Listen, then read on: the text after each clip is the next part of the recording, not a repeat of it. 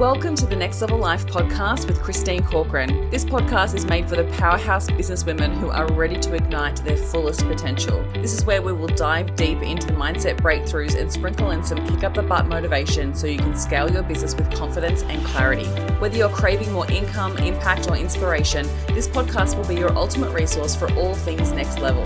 Listen in as we have authentic conversations with game-changing female entrepreneurs as we reveal the secrets of what it takes to rise and thrive. So go ahead, ignite your inner fire, and let's get you taking massive aligned action. Are you ready to elevate? Let's go. Welcome to the podcast. Today I want to chat to you all about the questions you should ask yourself before you start setting goals in 2026. And I can't believe we're almost in December. Like, how is this even happening? This year has gone so freaking fast. And yet I'm also looking forward to the Christmas break. So wherever you are at the moment, if you are thinking about 2026 or if you're not even there yet, that's okay, totally fine. This podcast will just help you start to think about 2025 and what you want to release and let go of, and also what lessons you want to take from it. So it supports you in being able to set goals that are supportive of the life that you want to live in 2026.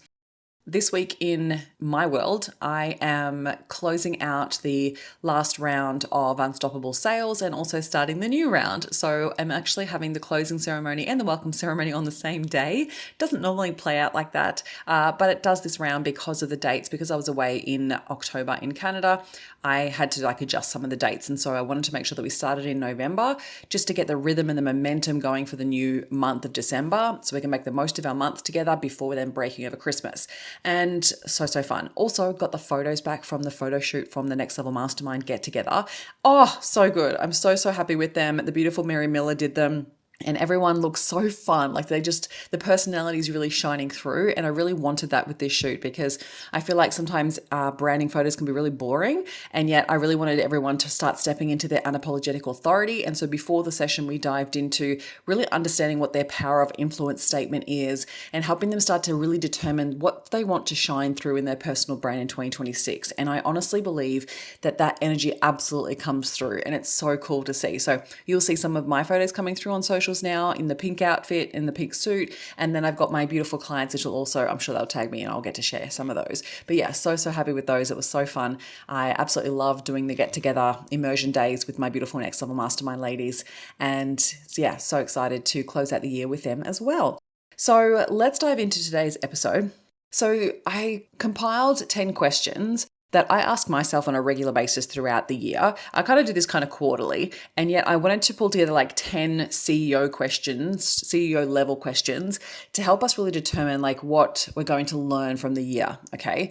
And so one of the posts, or actually an email I sent out last week, I shared with you a couple of things you really should be reflecting on numbers-wise within your business as well before you start diving into 2026 goals, okay? So before you go and set new goals, before you go and really focus on the new year, I would actually spend some time analyzing your business numbers because that's going to give you so much clarity to understand what worked, what didn't work, instead of just running off your memory. Because sometimes we look back and go, oh yeah, that worked well, that didn't work well. But then when you really look at the data and measure it and compare it, you might take different things from it. So important that you take the time to do your data research and look into your business, because your business will tell you so much that maybe you haven't even considered yet in order for you to inform your goals for 2026. And then when it comes to the CEO questions, really it's about understanding yourself and getting to know yourself and getting to know your business and also your beliefs, your behaviors, and what works well and what doesn't work well for you. So one of the first questions I would love for you to ask yourself is, where did I show up as my most embodied magnetic self this year? Look at the moments that really felt expansive and the energy that you really want to lead with next year, right? Because I've felt in any time throughout this year, it's in those moments where I've had the biggest quantum leaps, right? So really acknowledging that within yourself. So for me, one of them was speaking at the Her Empire Builder conference. Another one was speaking in Canada. There were podcast episodes that I really felt like I was really in my element.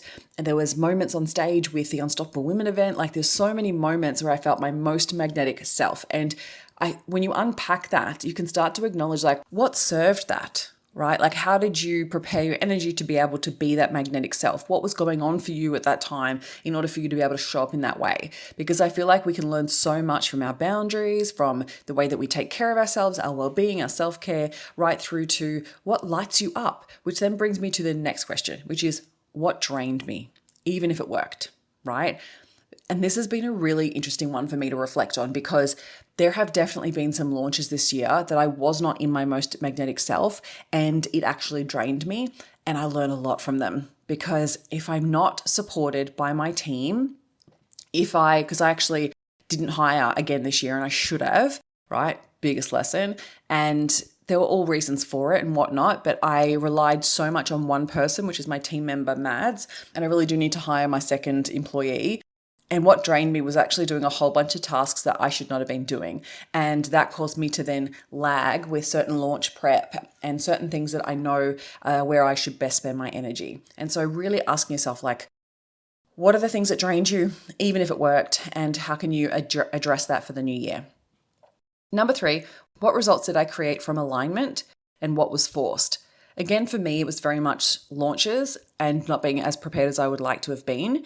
And yet there were definitely some results with regards to like the event that I ran, Unstoppable Women, that all felt in alignment. Like every single part of that, I felt so in alignment with the content I was creating. I felt so in alignment with promoting it. I felt so in alignment with all the other speakers that were speaking. Like every part of it came together so beautifully. That doesn't go along without any challenges. There was definitely challenges, but it still felt like I was absolutely creating from alignment. So I want you to ask yourself that question. What results did you create from alignment and which ones were forced? And how can you learn from that as well? Number 4, what beliefs or behaviors kept me in a loop? This is a really interesting one, because often what I'll often focus on is like, what beliefs am I still holding on to that's preventing me from stepping into the version I want to be, is usually the question that I'll ask myself. And yet sometimes this different way of asking it, so what beliefs or behaviors kept me in a loop, which ones did I recycle, which ones did I just keep circling around, helps you really unpack what identity work really needs to happen. Because this is actually the foundational piece of your next level. So if we're not really identifying this, and one of the things that I do to uncover this is start with the behavior first, because sometimes it can be very hard to uncover the belief of what you're circling around or what you're holding on to, because your subconscious mind wants to protect you from actually accessing it, because that means that if you accessed it, you may want to change. And your subconscious mind or your identity doesn't want you to change because that seems scary and unknown. Whereas if I look at the behaviors, right, it's easier to like kind of take a separate view from maybe a bird's eye view of like, okay, what behaviors kept me in a loop? And what was the belief I was holding on to that caused that behavior? That's where you start to shift and change. That is a game changer. I would absolutely suggest you journal on that question to help you truly uncover what's holding you back from your next level, because I guarantee you the behaviors that you're cycling and the belief systems that are causing those behaviors will be the biggest ones you need to shift and change. Okay, number 5, how did I lead? In my content, in my sales conversations, in my client delivery, in the way that I showed up, like every part of your leadership in your business. How did you lead your team? How did you lead your audience? What did you do well and how did you lead? Because sometimes it's like acknowledging like, okay, there was maybe times where I wasn't fully leading and I was just following the trend, or there were other times where I was being led and other times where I really wasn't truly in my leadership. And so allowing yourself to acknowledge those parts and then go, okay, but what caused that? What pulled me out of my leadership?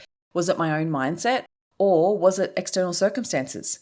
So starting just to acknowledge that, because your leadership is what's going to get you to your next level. And so allowing yourself to be like, okay, how could I lead in my content more? It's most likely from sharing your opinion more, or sharing what you're doing differently, sharing the behind the scenes, sharing your expertise. Where are you shying away from your leadership? Okay, number 6. Where did I abandon my boundaries and what did it cost me? That's a big one, right? And boundaries are one of those things that I think that we often set, but then forget to reset, or we forget to acknowledge them within ourselves. Like we often cross our own boundaries.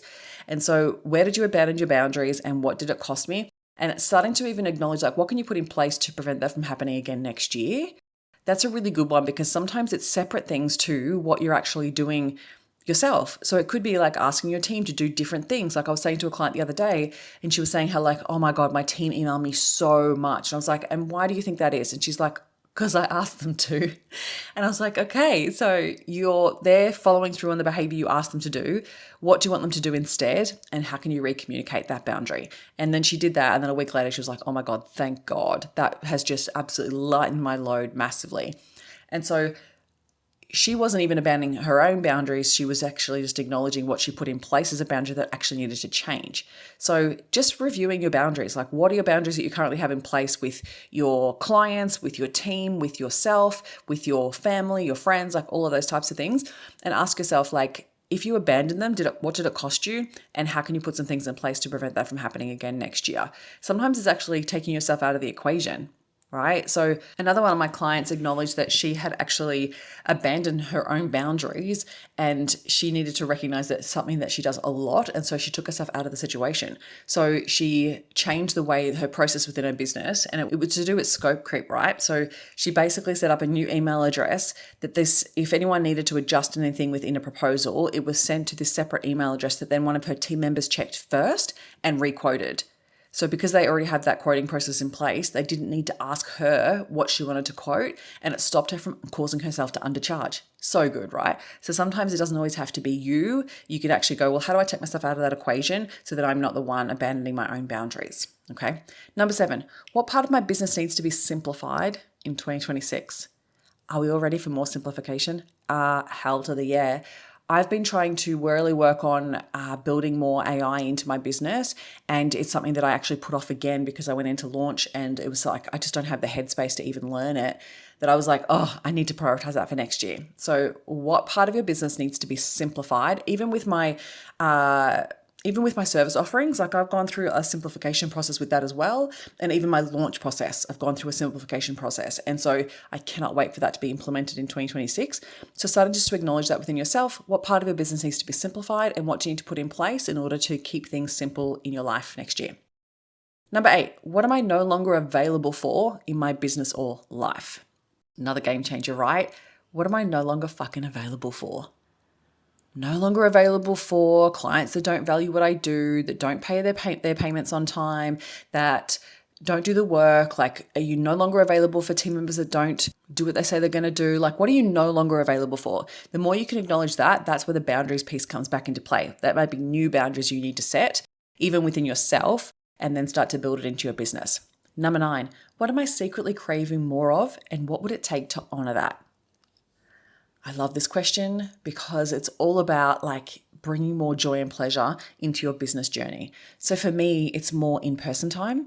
For me, it's more events, not even more events. It's actually like more expansive events that I get to attend, not create, right? I'm just doing Unstoppable Women next year and starting to eat like more girl time, more friend time, more relationship time, more beach time. Like, what do you secretly crave more of, and how can you start to implement that into your business next year? For me, it's more downtime. So I worked a lot this year, and next year I'm not letting that happen again. I'm planning out my holidays and making sure they're in my diary before the end of December, like set up. And then I'm also going to be booking certain trips so then they're already booked, right? Because I did just worked way too much this year. And number 10, last one. Who do I need to become to lead from vision, not reaction? This is our edge.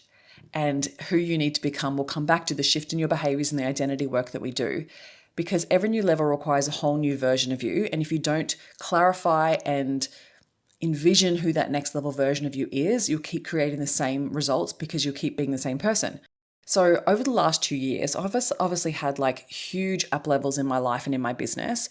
And it's been phenomenal. Like when I look back on this year and go, I can't believe I published my first book, did book launch parties, traveled to America and Canada and spoke at an event in Canada, ran my biggest event of the year. Like I've had so many incredible things happen this year. I've had so many great speaking gigs, made so many great new friends, like have had so much amazing stuff happen. And I honestly believe it came back to the identity work that I did the year before and stepping into a new year and choosing what do I want this year to be and who do I need to be in order to become that version of myself, that the vision then becomes the absolute norm, right? Because it's actually who you're being. It's never about what you're doing. It's about who you are being to attract all those opportunities, to step in and take action from that place, to start following through on things that you need to follow through on, right? Like who you are being. So I hope that you take these questions and sit and journal on them because they are going to help you start to think about your new year in a whole new light. And then you can go start setting goals, right? And I might just leave one last little piece for you here because I was talking to someone in the DMs about this the other day. Before you go and set financial goals, Set goals of what you want your life to be, because financial goals are not motivating as much as people like to think like, yes, set a money goal, it's motivating. No, it's not bloody motivating.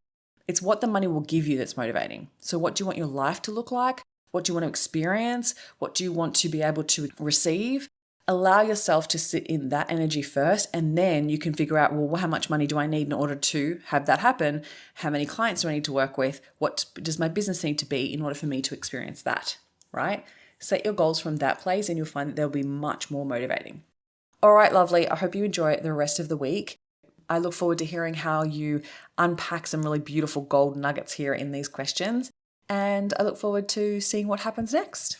Here's to an amazing 2026. Thank you for listening. And if you found any value out of this episode, make sure you hit the follow button so you get access to the episodes as soon as they are live. And make sure you come hang out with me on Instagram. You can find me at ChristineCorcoran_coach. Have an incredible week.